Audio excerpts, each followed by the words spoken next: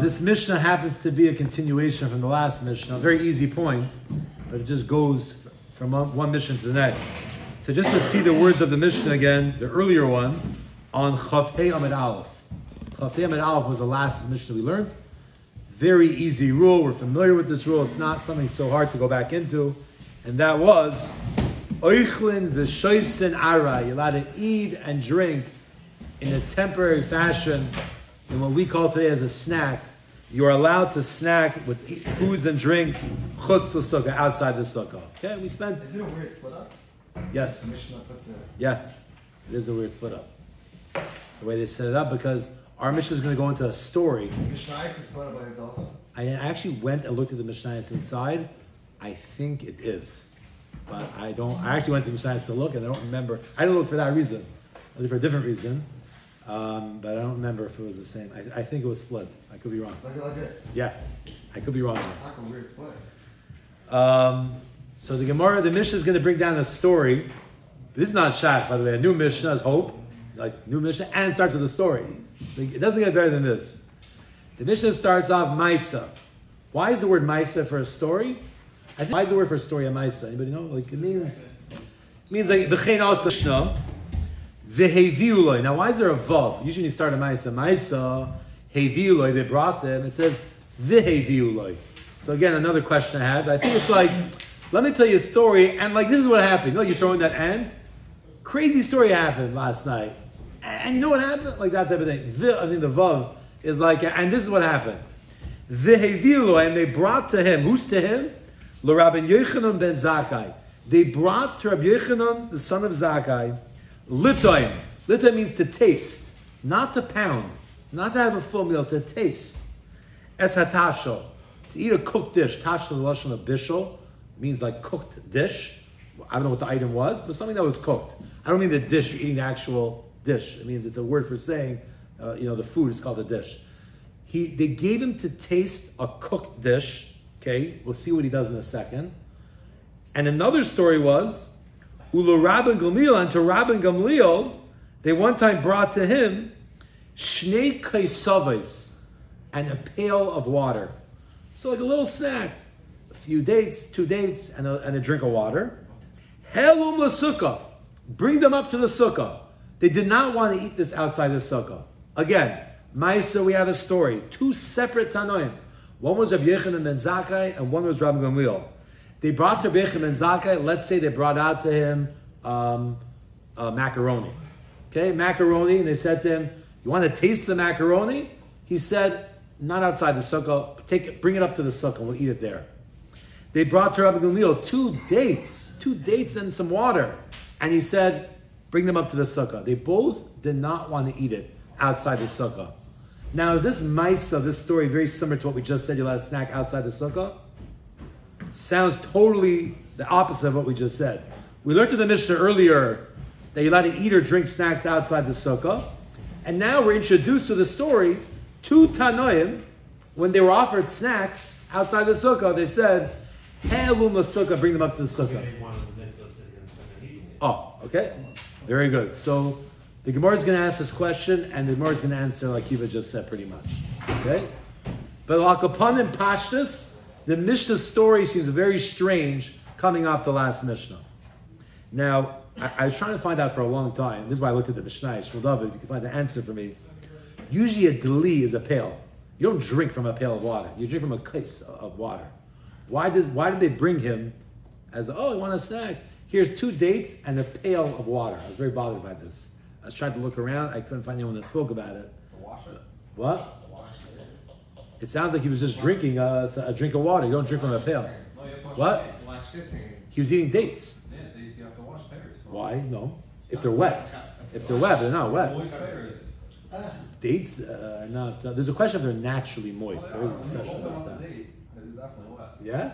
For sure. So you want to say that Deli Shomayim wasn't to drink? Dates, right? You think of dry dates. Regular dates are It was matched with machinery. What? Machinery, so it doesn't drink too much. It doesn't drink too much, I hear. I don't know. Maybe also the freezer just opened, or opens Tu B'Shvat, the dates. Maybe that's shaykhs to that. Al Kapanim. The Pasha was he was drinking it. Because first the Shalom says, so here's the Chiddush, he's warming a machim, or even water you should drink it. Right, even water. It says that he was drinking So, it. one was washing hands, one did. That's why I had to know about. So that's an interesting point out of the Dali. Another thing is, and this Rashi discusses not here, somewhere else, they both said, bring it up to the sukkah. Why is he Helum the sukkah, bring it up? Just say, let's go to the sukkah. Because, and it came up earlier, most sukkahs, what was heavy? Big bucket. Oh, bring them up, bring it up, it's heavy. Okay, Rashi says that their sukkahs were generally on a roof. That's where most sukkahs were in the olden days. So they always said, let's go up to the sukkah. That's why Lashon of Aliyah the sukkah. We found earlier in Mishnayos, even Labi Yom Tov, to go up into the sukkah on Yom Tov. Why? Because the sukkahs are generally were on a roof. But anyways, we have a story. Two Tanoim did not want to snack outside the sukkah. They only wanted to eat inside the sukkah. But look at this third Tana. Ucheshenosnu loy, and when they gave to him, to who? Lo Rebbe Tzadok. When they gave something to Rebbe Tzadok, Oichel pachas mikabeh. They gave him a food, and it really means a piece of bread. Although the Mishnah doesn't say it, it means a piece of bread. Pachas mikabeh, less than an egg. Okay, so like a kazayas of bread, an olive's worth of bread. Just think in your mind. Don't get so busy with these hard shurim. Just think of an olive and think of an egg. Okay, the size of an olive of bread. And what did he do? Three things, and we'll discuss it. You have to really unpack or tzaddik what he does. It's a lot. Number one, Netole, he took it, bimapa, with a cloth. He didn't do Netil Sidayim. All he did was, he took a cloth and accepted the bread in the cloth and ate from the bread without touching it. That's the first thing he did. The second thing he did was, V'ochlei chutz l'sukkah, he ate it outside the sukkah. He wasn't so makbid on this. Small piece of bread, not a kabeya. Okay, it's a snack. He ate it outside the sukkah. Why didn't you get Paul? And one second. And the third thing he did was, V'loi beirach acharav. He did not bench afterwards. He did not say Berachas Hamazon. So the other two Tanoim, they were like, let's take it to the sukkah. They did not have bread. They did not have bread. The main thing, the reason why Reb Tzadok comes in here is more about the sukkah. But we learned three things from what he did. First of all, it was bread less than the size of a beah. He said he accepted it in a cloth. He didn't touch the bread. He didn't do Netilas Yadayim either. He also didn't eat it in the sukkah, and that's really the key part. Didn't eat it in the sukkah. And number three, he didn't bench. Did not bench. This is what Reb Tzadok did. What is going on with Reb Tzadok? Okay, let's just talk about the sukkah one. That's the easiest. All you need to eat inside a sukkah is a real amount of food. If it's a snack, even if it's bread, doesn't make a difference that it's bread. Even if it's bread, if it's a snack less than the bail, then you're allowed to eat it outside the sukkah. And that's exactly what he did. He was not machmer like the other two guys. We'll have to see what the other two guys want to eat in the sukkah. But the fact that Rabbi Tzadok ate it outside the sukkah, that's in line with everything we've learned till now. So that's actually good for us. Okay, and that's the main reason it's in the Mishnah. That's easy. But he did two other things. He didn't wash. He didn't wash his hands. Why didn't he wash his hands? So the pashtus, it's not so clear, but the pashtus he didn't wash his hands is because of food that's less than the size of a bed and an egg is not mekabel toma. If there's a time, we spoke about this by the Shevivim shir, okay, Kabbal's toma. Not everything, if a mace touches, is that going to become tame. If a mace, a dead person, touches the ground does not become tame. It cannot accept tama. A beged could, a kli could. A size, a food that's less than the size of an egg cannot accept tuma. The reason why we wash our hands for bread, it has to do with tuma v'tara. And therefore, when you touch the bread, it can technically become tame. Because it's such a small amount of bread, you don't have to wash your hands. So why did he take it? Why did he take it in the cloth? Because since he didn't do it until Sedayin, his hands were dirty. Because his hands were dirty, it was disgusting to touch bread, so he took it in the cloth. What do you say? It's not Tumah Tahara why we wash our hands. It's one of the reasons, yeah. The main reason is because of Dusha or whatever, or they did a Shleim or whatever, they cook a Shleim or something, no. Shlomo Melech instituted it. We do it because Kehanim used to eat Truma, and their hands could get Bertame. And therefore, even though we're not Kehanim, we all do it today, so that we should be Ragul, the Beis comes back.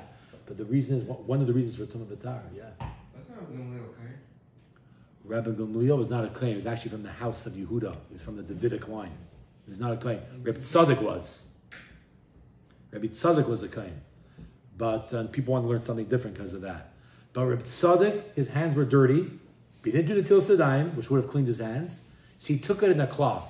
Now, don't get confused. You ever saw this thing when people don't have water or cloth? They take it with a cloth. You ever did that shtick? Mm-hmm. Stuck on a road trip? You can only use that b'shas of chak. If you have no water and you're stuck, there is such a thing. You take gloves and eat your bread. What bracha do you make? I might see. You just don't do that. Yeah, eat the proper amount. Yeah. But you don't rely on that. You can't be like, oh, nice, I'd be much more chill, just put gloves on. You're not allowed to do that, especially in the winter, you're wearing gloves anyways. You can't rely on that. Only b'shas of chak. He did not do that for that reason. Here the bread was so little, you don't need to wash your hands. And therefore, his hands were dirty. He didn't want to have the whole Natil Sedayim things. He just took in the cloth. Okay? So Yeah. finish at the end of the cloth. What's coming to teach us? You do learn that something that's less than a kaveh of bread, you don't need to wash your hands. But you don't need to hold it with the.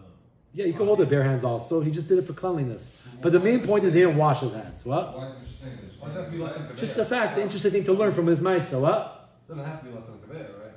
It was. It didn't have to be, I'm saying, for him holding. He had a cloth, it could be more. Right, but the Maisa, the story was. Yeah, that was the Maisa. So if you cut a bagel into little pieces, you don't have to wash it Oh, anymore? okay, very good. I tell this to people all the time. This is so unknown, and people have no clue about this. It's confusing. Again, it's not halach l'maisa share. People, in order to bench, this is also part of this Mishnah, you need to eat a kazayis to bench. I'm not getting into all this term, but just take an olive. If it decides on an olive, you have to bench. Okay? Whatever that means. You still, according to a lot of people, do not say on the Til Sedayim when you wash. It's too little. Even if it's something you bench on. The Til Sedayim is not 100% correlated with benching. Some Rishonim hold it is, some Rishonim hold it's not. It's its own animal. They say that, right? It's its own animal. To wash for bread and make it Til Sedayim, it's supposed to be a keber. And because of this, the Mechaber Paskins, that because of this suffix, anytime you eat less than a keber of bread, you should wash, but you don't say on the Til Sedayim, because it's a shiloh when you have bread less than a keber. When you go to a restaurant, they always have. Yeah. So halacha l'maisa, if you go to a restaurant, technically you're eating a small piece of bread, you wash your hands, don't make al Til Sedayim and make al maitzi on the bread. And you don't necessarily even have to wash. You don't have to even bench if you don't even get the kazais. And then you go to your table, you can just. Yeah. Can I make a- Bread is there for washing. Usually You could what? I know. Now there is a sheet that holds. You can make a bracha little piece and eat more after? Yes, yeah, that's fine. That's fine. Yeah. Or if you're eating a bunch of little pieces. Only if you're in a certain time frame. I didn't want to give feedback. It's a good point. I hear that. Feedback, whatever. It could be they mention that, but I don't think we go with that. If you eat the amount of bread, then you should. I hear what you're saying. It's a smart thing. It makes sense. But I think it does make a difference. But the Vilna Gaon held that even less than the Kebeah is okay. You could. And the Ramosha also. But in many, many Svarim, they say, first of all, they don't go like this. And second of all, it's a big shiloh. So you should just make sure, try to always eat. If you want to see on Til Sedayim, eat a Kebeah's worth of bread. But let's just go back to Rebbe Tzadok to wrap it up. No pun intended. He wrapped up the bread in a mappa because he didn't do the Til Sedayim because the bread was less than the kebeah. Why did he put it into a wrap, into this cloth? Because his hands were stam dirty. Number two, he ate it outside the sukkah. He didn't bench. Why didn't he bench afterwards? Because Rebbe Tzadok holds, and we do not paskin like him about this, you only bench if you eat at least a kebeah. We hold you bench if you eat a kazayas. But he held you only bench if you have a kebeah. That is the Ma'aser of Reb Tzadok. So Reb Tzadok was not machmir by eating in the sukkah a snack, and we also learned two extra things about him. We'll elaborate more in the Gemara about this. I just want to throw you a few interesting things about these people. These three players in our Mishnah all lived around the same time and are actually very interrelated with each other. Rabbi Yechon ben Zakkai, Rabbi Gamliel, and Reb Tzadok. And I'll tell you the story. Right before the Churban, Aspasianis was coming. We know this from the Gemara in Gittin, it's well known. He was coming to destroy the Beis HaMikdash, destroy Yerushalayim. And Rabbi Yechon ben Zakkai quickly got out through a whole tricky way. He got to Aspasianis and he had a whole conversation with him. And Aspasianis said to him, you know what? He said you're going to be the next Caesar, which he was. He says, whatever you want, I'll give to you. And Rabbi Yechon ben Zakkai made three requests. Okay, very funny requests.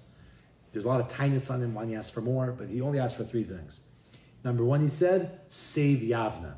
Yavna was going to be like the Lakewood. It wouldn't have been Yerushalayim, but it'd be like a major Torah institution and yeshivas and Sanhedrin. He said, spare Yavna. Okay, that was one thing he said. His other 2 things he said, spare Rabbi Gamliel. This is Rabbi Gamliel in the Mishnah. Rabbi Yochanan Zakkai says, spare Rabbi Gamliel because Rabbi Gamliel came from the house of David, and they still wanted Ben Achar Ben, the Mashiach, should come from the house of David. If Rabbi Gamliel would have been killed, I don't think Hashem would have allowed it. We wouldn't have a descendant from David. So, and Esbaisanas is like, yeah, who cares? Rabbi Gamliel will stay alive, who cares? But it's super important for the coming of Mashiach and Ben Achar Ben from David and Melech. And the third thing was, and this is much more interesting, Reb Tzadok, who had fasted for years, he was he was like sickly, he was totally come out on the verge of death. And he said to him, can you give me doctors to heal Reb Tzadok? And those are the 3 requests that Rabbi Yochanan Zakkai made. 2 of them were for these 2 Tanoim, for Rabbi Gamliel and Rabbi Tzadok. He kept them alive. If not for them, Asbesianas, Titus, they would have killed them for sure. Rabbi Gamliel was from the house of David. They were leaders, and Rabbi Tzadok was come out dead. So Rabbi Yochanan Zakkai was the one responsible for them. Another interesting thing, we'll stop with this. Why is he called Rabban Yochanan ben Zakkai? Say Rabbi Yochanan ben Zakkai or Rabban Gamliel. Very few people are called Rabban. What do you say? Rish Luz is in Bavel. Is the Bavel thing. Wasn't the Rabban? Was the So Rish Luz is in Bavel, but very similar. Because if you were a Nasi and you're from the house of Yehuda and David and Melech, you got the title of Rabban. So Rabban Gamliel came from that. He was called Rabban Gamliel. But Rabbi Yochanan Zakkai did not come from them. But Rabbi Yochanan Zakkai led Klal Yisrael one of the hardest moments of all time during Churban Bayis Sheni. They gave him the title of Rabban Yochanan ben Zakkai, even though he's like from the only people that got this title. Rabbi Gamliel is from the house of David and he's a Nasi. Rabbi Yochanan Zakkai was a Nasi, but he wasn't from the house of David. He still got it anyways. So that's our Mishnah. We got a story with 2 Tanoim that I forgot who the Rebbeim were. I don't think so. No, they're a little bit older than that. I'm not sure. But we have 2 Tanoim that would not snack outside the sukkah. Very interesting. One was a taste of some Zionist dish, or some sort of cooked dish. One was from some dates and some water. And we had a 3rd time of tzaddik that said, no, I'll eat outside the sukkah, I have no problem. But we learned 2 side halachas also from something they did. We'll stop here. Reb Tzaddik, I don't think at this point he was sick yet. I don't know, but I'm assuming he wasn't sick. Because it says the Gemara Gittin, he was so sick, the only thing he could eat was he would take a fig, not a date. But no, sorry, it wasn't a date with bread. He would take a fig and suck it to get the juices out. Because he couldn't eat properly. He couldn't digest such a big food. I think he fasted for 40 years. So anyway, we have Rabban For the Churban. Let's go. Can you sit down and learn with me? Don't wash your Yeah, we're live. What's up, guys? Yo. Guys, you want to learn with me? Learn with me. XP, sponsored by Nextbase. Share was sponsored by Nextbase.